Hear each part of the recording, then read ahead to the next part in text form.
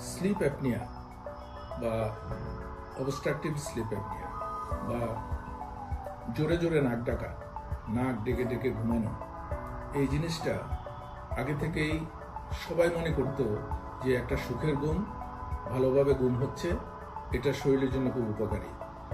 বিজ্ঞানের উন্নতির সাথে সাথে কথা এখন খুবই পরিষ্কার যে নাক ডেকে ঘুমানো, জোরে জোরে নাক ডাকা, আমরা যেটাকে স্লিপ অ্যাপনিয়া একটা রোগ হিসেবে সবাই এখন রিকগনাইজ করে এবং এটার ট্রিটমেন্ট করা দরকার। এই স্লিপ যে সমস্যাটা, এটার জন্য ডায়াগনোসিস করতে হলে যে পরীক্ষা করতে হয় এটার নাম পলিসomnoগ্রাম বা স্লিপ স্টাডি।